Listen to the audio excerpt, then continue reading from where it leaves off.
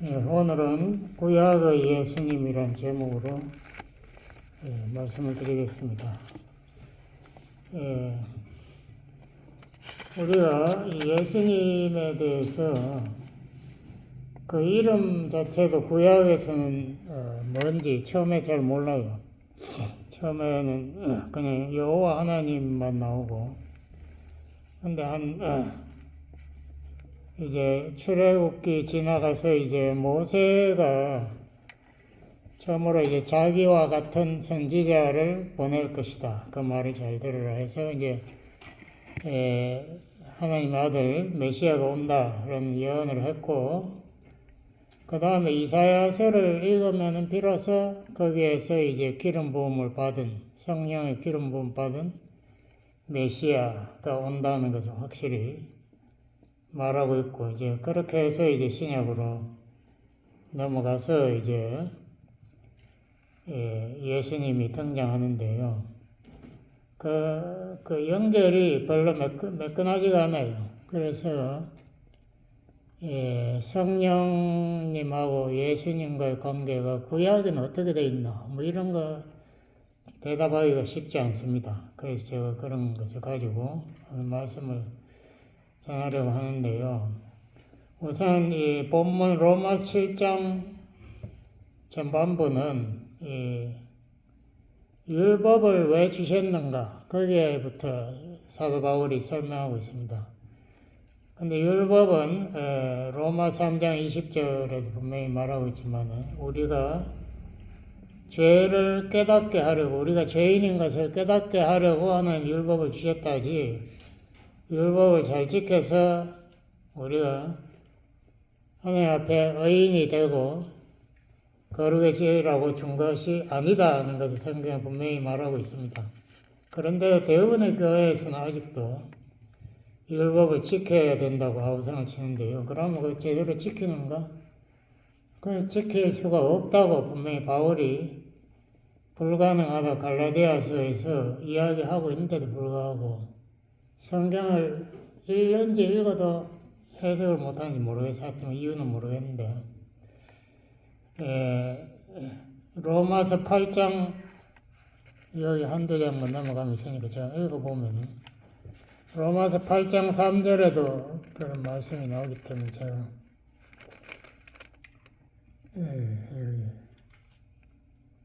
3절에 보면은, 율법이 육신으로 말미암아 연약하여 할 수 없는 그것을 하나님 하시나니, 그 율법 자체가 문제가 아니라 인간이 문제다. 인간의 육신에 죄의 성품이 있어서 율법을 지킬 능력이 없으니까 그게 문제인데, 하나님은 그 율법을 왜 주셨는가? 우리가 죄인으로서 하나님의 심판, 율법대로 심판받으면 정죄, 저주받아서 지옥으로 떨어지는 거죠. 죽잖아요. 죄의 삭은 사망입니다. 그 육신은 죽고 예수님 앞에 우리가 믿음으로 달라붙으면은 그의 부활에 우리가 동참해서 새 생명을 받는다. 그 새 생명이 어디서 오나? 이게 아주 중요한데요. 새 생명 보통 예수님 영접하면 새 생명 받는다면 그 말이 맞긴 맞지만, 거기에서 근본적으로 성경이 강조하는 것은 그보다도 하나님의 영, 성령, 그분이 바로 그리스도의 영인데, 그리스도의 영을 통해서 예수님이 부활했다. 그러므로 우리도 예수님의 부활을 믿으면 성령의 능력으로 새 생명을 얻는다. 여기에서 예수님과 성령님과 율법의 관계가 완성되는 겁니다. 그것을 우리가 잘 깨달아야 되는데요. 첫 번째로 예수님이 오신 이유, 그것은 인간이 율법을 지키지 못함으로 율법의 저주를 받아서 다 사망으로 가는 것을 예수님이 대표로 사망으로 가시고 죽어주시고, 또한 대표로 그 율법의 정죄를 극복하고 성령의 능력으로 새 생명으로 부활하시고 또한 우리에게 첫 열매가 돼서 우리도 예수님을 믿음으로 그 부활에 동참해서 우리가 영생, 새 생명을 우리가 소유하게 합니다. 이것이 하나님의 그 복음 안에서의 하나님의 그 디자인이라고 할까요? 하나님의 계획이고 그것을 우리가 깨달아야 됩니다. 근데 거기에서 율법부터 잘못 내디뎌 버리면은 인간이 율법 지키려고 하면 안 되는데 내가 지키는 척은 해야지 위선자가 돼버려요. 내가 예수님이 그럼 왜 죽었나? 내가 율법 이렇게 잘 지켜서 하나님 앞에 인정받는데 예수님 죽을 필요도 없잖아. 갈라디아서 그랬거든. 율법 지켜서 우리가 하나님 앞에 어렵게 되면 예수님 헛되이 죽은 거든. 예수님 죽을 필요도 없는데 왜 와서 죽었나? 이게 복음 자체가 난센스가 되어버린 겁니다. 그렇기 때문에 제가 자꾸 율법에 대해서 설명하는 거예요. 율법의 그 가면을 벗어버려야 돼요. 율법 앞에서는 우리가 하나님 앞에 죄인으로서 나아가는 길밖에 없어요. 예수님의 죽음에 내가 믿음으로 동참하는 그 길밖에 없습니다. 다른 무슨 율법을 내가 잘 지켜서 거룩해지고 거룩한 주일날 나와서 거룩한 어쩌고 저쩌고 했다고 해서 내가 거룩해지는 게 아니에요. 율법을 지킬 능력이 없다고 로마서에 금방 이야기해놨죠. 육신이 연약해서 율법을 지킬 수 없다. 그러나 우리가 예수님을 믿으면 예수님과 하나가 되면 성령의 능력을 받아서 우리가 죄의 능력을 극복하고 성령의 열매를 맺게 되는 겁니다. 이것이 바로 우리가 하나님 앞에 거룩의 열매를 얻는다라고 성경은 말하고 있습니다. 그래서 우리가 매 순간 우리는 내 자신을 의지하지 이제는 내가 아니요. 갈라디아서 2장 20절 그랬죠. 이제는 내가 아니요. 내 안에 그리스도를 내가 믿는 믿음으로 산다. 내 안에 있는 성령을 믿음으로 의지함으로 내가 이 죄와의 전투에서 승리를 맛본다. 그것이 이 복음에 대해 그 아주 중심 내용입니다. 그래서 구약에서 율법을 강조하지 않습니까? 왜 강조했죠? 구약의 이스라엘 사람들이 자꾸 율법을 자기네들 지킬 수 있다고 주장하고 자기네들은 이방인과 다르다 자기네들은 정결하다고 우상을 치니까 하나님께서 그러면 네가 율법 한번 잘 지켜봐라 이렇게 해서 준 게 십계명입니다. 십계명은 그 사람들이 지킬 수 있다고 준 게 아니고 히브리서 10장 1절에 4절 제가 여기에서 이 강단에서 한 10번을 읽었을 거예요. 지금 또 한번 잠깐 읽겠습니다. 히브리 10장 율법은 장차 오는 좋은 일에 좋은 일은 그리스도의 복음입니다. 십자가 좋은 십자가의 죽음과 부활 이 좋은 일의 그림자예요. 그림자라는 말 여러분 아시죠? 앞으로는 좋은 일의 예표 손가락이 영어로 포인트 가리키는 손가락이 그림자의 참 형상이 아니므로 그 율법이 참 형상이 아니다. 그 율법을 자꾸 지키려고 해봐야 소용없다. 해마다 늘 드리는 바 같은 제사로는 그런 제사 동물 제사로는 나오는 자들을 언제든지 이 한글 성경을 제가 자꾸 비난한다 할 수 없어요.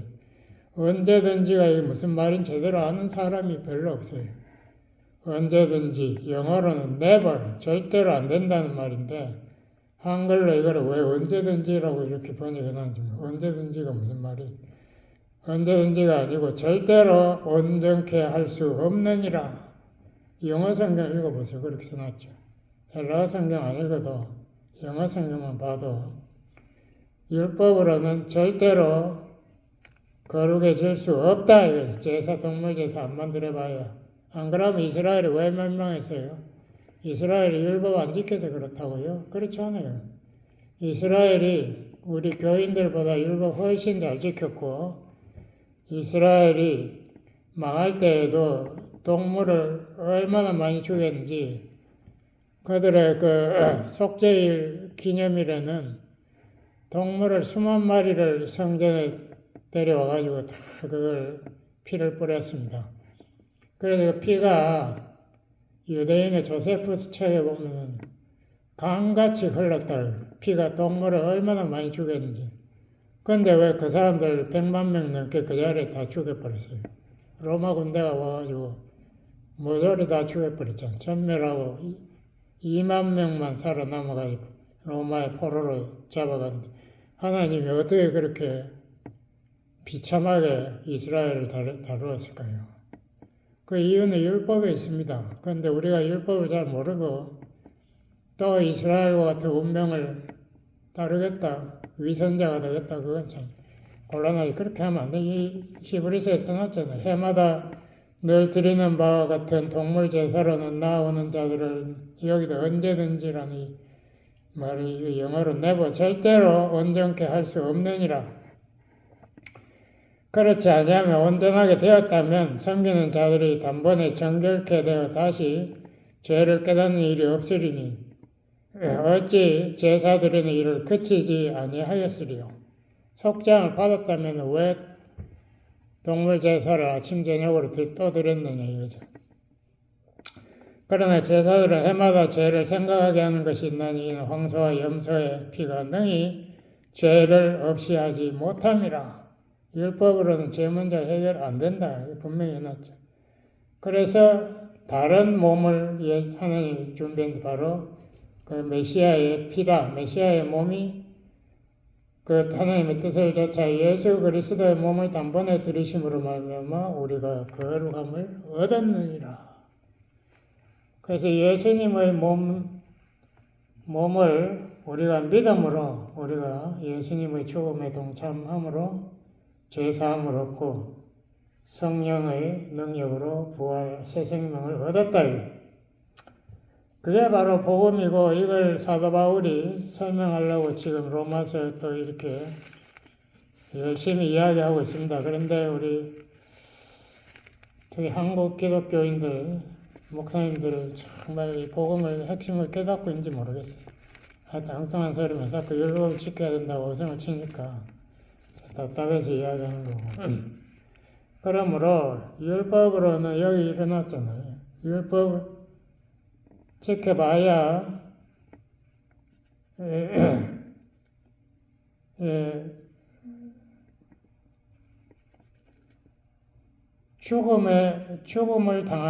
율법에 대하여 죽임을 당하였으니 그 율법 잘 지켜봐야 율법 저주받아서 육체만 죽는 게 아니라 영이 죽이면 지옥에 떨어진다 이거예요.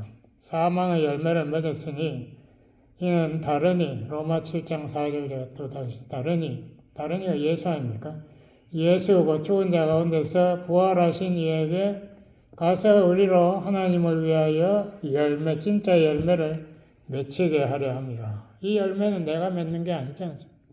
성령의 열매. 성령이 내 안에 들어오셔서 내가 새 생명을 얻고 거룩함에 내가 동참할 수 있게 내 삶이 변화된다. 이게 복음의 핵심이고 우리가 율법에서의 자유를 갈라디아서에서 부르짖고 있는 겁니다. 그래서 우리가 이것을 확실히 깨달아야 됩니다. 안 그러면 우리가 밤낮 위선자가 되어 율법의 종으로 못 지키는 거 지키는 척 하니까 그렇게 해서는 우리가 참 성령의 변화의 열매를 맺을 수가 없지 않습니까? 근데 여기 로마 7장 6절에 이렇게 말해놨어요. 제가 다시 이제는 우리가 얽매였던 것에 대하여 죽었으므로 얽매였다는 것은 율법에 얽매였다면 율법 지키려고 하니까 안 되니까 거기에 대해서 이제 예수님을 믿음으로 예수님의 죽음에 동참해서 죽었으므로 율법에서 벗어났으니 율법과의 관계가 끊어졌다. 예수님이 대표로 율법의 저주를, 정죄를 대표로 받으셨으므로, 대표로 죽었으므로 우리가 율법과의 관계가 끊어졌으니 이러므로 우리가 영의 새로운 것으로 섬길 것이요. 의문에 묵은 것을 의문이라는 율법 말합니다. 율법에 묵은 것으로 아니할지라. 근데 여기 영의 새로운 것으로 생긴다는 게 무슨 말인가요? 이걸 조금 설명하고 싶은데요. 이 고린도후서 3장에 바울이 여기 또 율법과의 관계, 바울은 율법의 전문가입니다. 이 고린도후서 3장 6절부터 제가 오늘 출구에도 적었지만 자 읽어보겠습니다. 제가 또 하나님이 우리로 새 언약의 일꾼 되기에 만족하게 자격을 있게 하셨으니 의문으로 하지 아니 율법으로 하지 아니하고 오직 영으로 성령으로 함이니 의문은 죽이는 것이요 이 율법은 저주하고 정죄하고 죽이는 것이요 성령은 살리는 것임이니라. 돌에 써서 새긴 그게 뭡니까? 십계명 아닙니까? 돌에 써서 새긴 쫓게 하는 의문의 직분도 모세가 그 돌을 줬잖아요. 모세의 직분도 영광이 있어 이스라엘 자손들이 모세의 얼굴에 없어질 영광을 인하여 그 얼굴을 주목하지 못하였거든. 그 모세가 십계명을 갖다 줄 때 이스라엘 백성들이 모세의 얼굴을 못 쳐다봤어요. 왜냐하면 그 얼굴에서 광채가 나니까. 하물며 영의 직분, 성령의 직분 더욱 영광이 있지 아니하겠느냐. 정죄의 직분, 이게 율법의 직분이죠. 율법을 정죄하니까. 정죄의 직분도 영광이 있은즉 의의 직분은 영광이 더욱 넘치리라. 영광되었던 것이 더 큰 영광을 인하여 이에 영광될 것이 없으나 없어질 것도 영광으로 말미암았은즉. 그러니까 모세의 율법의 직분도 영광이 있었지만 그것은 얼마 못 가는 거고 길이 있을 것은 더욱 영광 가운데 있으니라. 예수님이 새로 시작한 신약 성경에 시작한 이 성령의 역사는 영원토록 영광 가운데 있다. 우리가 이 같은 소망이 있으므로 담대히 말하노니 우리는 모세가 이스라엘 자손들로 장차 없어질 것의 결국을 그러니까 모세 얼굴의 영광이 한 달 지나니까 없어져 버렸어요. 결국을 주목치 못하게 하려고 수건을 그 얼굴에 쓴 것 같이 아니하노니 그러니까 사람들이 무서워하니까 모세가 사람들 대할 때 수건을 얼굴로 가렸다. 이것은 하나님의 영광의 말씀, 그것을 깨닫지 못하는 것을 비유해서 모세가 보여준 거예요. 그 안에 참 영광을, 하나님의 모습을 보려면은 성령의 도움이 필요한데 율법만 가지고 있으니 안 되니까 그걸 수건으로 가려가지고. 그러나 제 마음이 완고하여 오늘날까지도 구약을 읽을 때 수건이 오히려 벗어지지 아니하고 있으니 그 수건은 그리스도 안에서 없어질 것이라. 그래서 율법으로 반나 성경을 읽으니까 무슨 말인지 이해를 못하고 그게 삶에서 실천하려다 되지 않는데 그리스도 안에서 믿음으로 살기 시작하면은 그 위선이 벗어지고 나의 모든 죄의 모습이 드러나서 회개하게 되고 변화가 온다. 오늘까지 모세의 글을 읽을 때에 수건이 오히려 그 마음을 덮었다. 그 구약 읽을 때에 무슨 말인지 모르는 거예요. 그러나 언제든지 주께로 돌아가면 그 수건이 벗어지리라. 주는 성령이시니 주의 영이 성령이 계신 곳에는 자유함이 있느니라. 아멘. 우리가 다 수건을 벗은 얼굴로 거울을 보는 것 같이 주의 영광을 보며 하나님의 영광스러운 모습을 우리가 성령의 도움으로 볼 수 있다. 이거예요. 말씀 안에 이 구약에서는 이게 무슨 말인지 못 알아들었던 게 신약에서는 성령의 도움으로 영안이 열린다. 그리스도와 같은 형상으로 화하여 영광으로 영광에 이르니 곧 주의 영 성령으로 말미암으니라. 사도 바울이 여기에서 이 옛언약, 율법 언약과 새 언약, 성령 언약의 차이점을 잘 비교했습니다. 그러므로 옛 언약은 정죄의 직분이라. 이거 우리를 저주하고 정죄해가지고 죽게 만드는 그것이 죽음으로 끝나면 비극이지만 예수님이 오셔서 대신 죽어주시고 부활이 있다는 것을 또 보여주심으로 인하여 우리에게는 새 언약이 주어졌다. 성령께서 우리를 살린다. 부활의 능력으로 우리를 살려서 우리로 하여금 의인 또 거룩한 성도가 되게 역사하신다. 이것이야말로 우리에게 새로운 것이다. 구약에도 성령의 역사가 있었지만 극히 일부분의 사람들, 일부분의 때 엘리야, 엘리사 이럴 때만 나타났지. 별로 구약은 보면 내용이 굉장히 침울해요.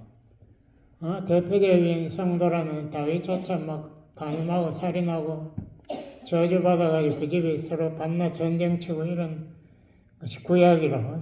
구약 이스라엘 백성이 다 나라가 망하고 전부 포로로 잡혀가고 아무 희망 없는 저주의 역사가 구약입니다. 거기에도 성령의 역사는 있었지만은 사람들이 그 성령의 그 역사를 깨닫지 못했어요. 왜냐하면 거기는 그리스도가 보이지 않으니까. 이 성령님이 물론 계시지만은 그 성령님이 십자가의 그리스도의 죽음을 뒤엎음으로써 부활의 생명을 주심으로 우리 인류에게 새로운 소망과 새로운 능력을 우리에게 계시는 이러므로 이것이 여기에서 새로운 성령, 영의 새로운 것으로 역사한다. 이렇게 말합니다. 그러므로 구약에 없는 그리스도, 구약에 잘 보이지 않는, 없는 건 아니지만 거의 잠깐씩 보이는 그리스도를 신약에서는 이제 주인공으로 팍 나오지 않습니까? 여러분 바보가 아닌다며요. 구약하고 신약하고 비교해보면 구약에는 율법이 주인공이고 신약에는 그리스도가 주인공이고 이거 못 본다면 바보죠. 그건 너무나 분명한 사실인데 신약에서 율법으로 돌아가자 이건 말이 안 되는 소리. 그럼 구약에 예수님은 도대체 어디 있나? 그걸 제가 조금 말씀드리고 싶은데요. 이 성경은 성부 하나님을 아무도 볼 수 없다. 이것을 디모데전서 1장도 이야기하고 출애굽기 33장도 하나님 모세에게 이야기합니다. 왜냐하면 인간은 전부 죄인이니까 죄인이 거룩한 하나님을 맞대하면 하나님의 거룩하심이 죄를 물리치잖아요. 그러니까 죄를 정죄해서 그 자리에 죽여버려요. 그러므로 아무도 하나님의 얼굴을 보고 살 수 없다라고 하나님이 모세에게 이르십니다. 그런데 신약에는 그러면 어떻게 되나? 예수님이 하나님인데 그 하나님의 모습을 어느 정도 가려웠는지 어떻게 되는지 인간의 모습으로 착 나타나서 우리가 다 볼 수 있게 만들어버립니다. 그 요한복음 1장 18절이 이 신약 성경의 아주 중심 구절 중에 하나인데요. 이렇게 써놨어요. 본래 하나님을 본 사람이 없으되 성부 하나님 품속에 계시고 있던 독생하신 성자 하나님이 성부 하나님을 나타내셨느니라, 계시했느니라. 헬라어로 말하면 우리에게 설명하셨느니라. 신약 성경 연구한 학자들을 엑세지시스라고 해요. 해석자. 예수님이 성부 하나님 우리에게 해석했다. 이런 뜻입니다. 그 예수님이 왜 인간으로 오셨는가? 자기가 하나님 모습 그대로 오면 인간 아무도 예수님을 볼 수가 없고 대화를 할 수가 없어요. 만나면 죽으니까. 그러니까 자기의 모습을 인간의 얼굴로 가리시고 인간에게 성육신 하셔가지고 성부 하나님, 거룩하신 하나님 모습을 우리에게 보여주셨다. 그러면 구약에서 이렇게 했나? 구약에 보면 가장 이제 하나님이 인간하고 정면으로 부딪힌 데가 출애굽기 33장입니다. 거기에 보면은 모세 3, 4장에 보면은 모세가 이제 하나님 당신의 모습을 한번 보여주세요. 나 보고 정말 당신을 한번 봐야 되겠습니다. 뭐 이렇게 하니까 하나님이 그렇게 하지 않고 자기의 등만 지나가는 것을 잠깐 보이게 하고 3, 4장에 보면 하나님이 자기 이름을 모세에게 선포합니다. 그래서 하나님 모습을 못 보더라도 그 이름을 통해서 하나님의 형상을 깨닫게 하시는 거죠. 그것이 구약에서 하나님을 계시하는 뭐라 그럴까, 형식이라고 할까? 영어로는 포맷입니다. 그렇게 하나님께서 우리에게 자기를 계시하신 거죠. 그럼 예수님 어디에 나타나나? 제가 예를 하나 들어보겠습니다. 창세기 18장에 보시면은 아브라함이 이제 자기가 식사하려고 앉아 있는데 앞에 사람 셋이 찾아왔다 이랬거든요. 근데 나중에 18장을 읽어보면은 사람 둘이는 천사가 사람 모습으로 나타난 거고 세 번째 사람은 여호와 하나님이에요. 여호와 하나님이 어떻게 인간이 되나? 그건 성경이 조금 이상하지 않아요? 그건 아무리 봐도 이거 제대로 해석하려면 성자 하나님이 인간으로 아브라함에게 나타났다라고 밖에 해석할 수 없어요. 왜냐하면 성부 하나님 얼굴을 그대로 봤다 이렇게 되면 성경에서 그 사람 반드시 그 자리에서 죽어버려야 되니까. 그래서 이 소돔 심판에 대해서 이야기하는데 여호와 하나님 그 아브라함이 이야기하지 않습니까? 몇 명만 의인이 있어도 심판을 내가 용서해 주겠다 뭐 이야기하는데 그거 보면은 그분이 성부 하나님으로 볼 수가 없고 그분이 성자 하나님 그분이 자기의 모습을 인간의 모습으로 나타내는 모습이 가끔 구약에는 나온다. 가장 중요한 것이 이사야 6장. 이사야가 하나님이 여호와 하나님이 성전 보좌에 앉은 것을 보았다라고 이야기하거든요. 그런데 사실 자세히 읽어보면 보았다라기보다도 그 옆에 천사들이 세라프 천사들이 날아다니는 거 보았고 그 여호와의 그 옷이 워낙 옛날에 귀족들은 옷을 길게 입었습니다. 자기 품위를 올리려고. 근데 그 옷이 너무 길어가지고 그 히브리어를 정확하게 해석하면 그렇습니다. 그 옷이 그 뒤에 그 길이가 성전뜰에 가득하더라. 뭐 이렇게 이사야가 고백하고 있습니다. 하나님은 정면으로 본 게 아니고 그 거룩한 모습, 그 옷을 봤다는 뭐 그렇게 일반적 학자들이 해석하고 있거든요. 근데 이거를 요한이 이렇게 말했어요. 요한복음 12장 41절에 보면은 이사야가 주님을 보고 이야기했다라고 이렇게 이야기해요. 주님이라는 것은 예수님, 이사야가 예수님을 봤다는. 이사야는 자기가 여호와 하나님 봤다고 그랬는데 이게 무슨 말인가? 우리가 이것을 모순 없이 하나로 해석하는 방법 하나밖에 없어요. 이사야가 본 여호와 하나님은 성자 여호와 하나님, 예수님이.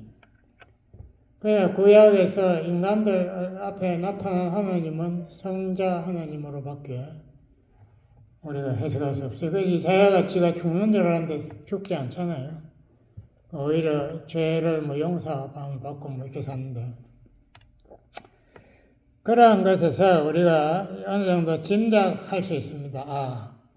구약에도 예수님이 인간의 모습으로 나타나서 인간과 대면하고 대화했구나. 천사들만 한 게 아니라 그거를 그분의 여호와라고 구약에서도 이야기하고 있구나. 근데 그분은 그러면 성부 하나님을 우리 인간이 볼 수 있나? 그건 안 된다라고 성경에 분명히 말하고 있는데 그렇다면 그분은 성자 하나님이다. 그 요한이 그거를 분명히 집어서 이야기하는 거예요. 이사야가 예수님을 보고 이야기했다라고 분명히 말하고 있어요. 그래서 모세가 또 이런 이야기를 했죠. 모세가 이 구약에서는 가장 위대한 선지자인데 신명기 18장에 보면은 자기가 이제 죽을 때가 다 됐는데 내가 죽으면은 또 한참 후에 하나님 나 같은 선지자를 보낼 테니까 그분의 말을 너희들이 절대 순종해야 된다. 그래서 모세와 같은 선지자가 온다.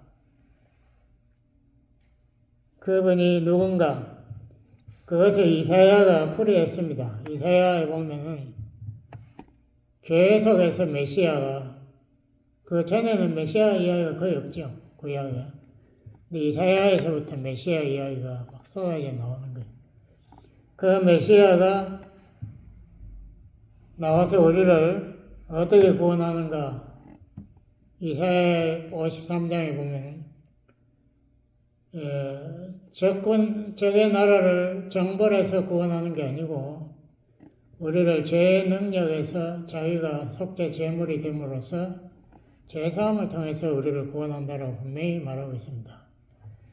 그러므로 그것이야말로 예수님의 십자가의 구속사역을 예언한 이사야 53장 너무나 중요하지 않습니까? 그래서 우리가 신약과 구약을 우리가 이렇게 연결할 수 있습니다. 여호와 하나님 구약에는 보면 처음에는 창조주로 나오죠. 창세기 1장 같은 거. 그래서 이제 모세에게 처음에 출애굽기 3장에 나올 때는 나는 스스로 있는 자다. 스스로 있나 여호와라는 말은 내가 무엇에 의존해서 존재하는 그런 피조물이 아니고 나는 내가 존재의 근거자다. 존재자서 영어로 말하면 self-existent.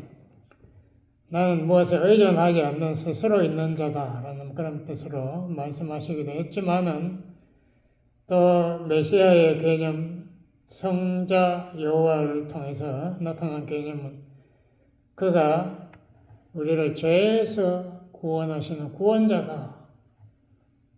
그분이 자기만 영원히 존재하는 그뿐만 아니라 그분이 우리를 또 영원히 존재하도록 우리에게 영생을 나누어 주시는 여호와 하나님이다. 아멘. 여러분, 이거를 우리가 잘 깨달아야 됩니다. 예수님이 요한복음 8장 58절에서 중요한 말을 했어요. 제가 이거를 읽고 제가 마치겠는데요. 유대인들과 대화하면서 예수님이 자기가 아브라함보다 훨씬 옛날부터 존재했다. 그 말을 하니까 유대인들이 막 미쳐가지고 예수를 죽이려고 돌을 들었는데 이러면서 유대인들이 가로되 내가 아직 50도 못 되었는데 아브라함을 보았느냐. 예수께서 가라사대 진실로 진실로 너에게 이르노니 아브라함이 나기 전부터 내가 있느니라. 내가 있느니라. 이건 영어로 말하면 I am, 내가 존재한다. 이게 출애굽기 3장 14절에 여호와의 모세에게 한 말이 I am이라고. 거기다 I am이란 말도 하고 I am who I am이란 말도 해요. 내가 스스로 존재한다. 내가 자연자다. 나는 생명의 근원이다. 그래서 예수님을 소개할 때 요한복음 1장에 보세요. 처음에 말씀이라고 했죠. 그분이 하나님의 뜻을 성취하니까 말씀도 되지만 그 다음에 바로 보면은 그 안에 생명이 있으니 이 생명은 사람들의 빛이라. 이게 뭔가 하면 그가 존재의 근원자다. 그가 I am이다. 그가 영존자, 그가 자존자다.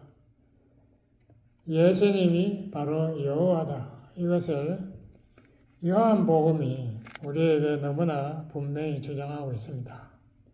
아브라함 전부터 영존하신 자, 그분이 바로 내다라고 예수님이 말씀하셨습니다. 기도하시겠습니다.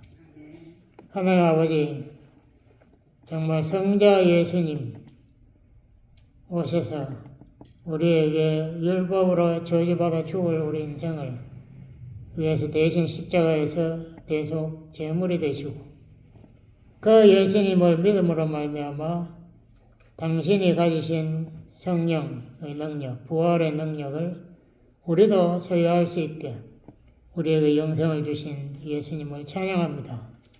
예수님이 참 여호와 하나님, 성자 하나님이신 것을 성경은 증거하고 있음을 우리가 확실히 깨닫고 이제는 예수님을 믿음으로 성령을 의지하고 승리의 삶을 살도록 축복해 주세요. 예수님 이름으로 감사 기도드렸습니다. 아멘.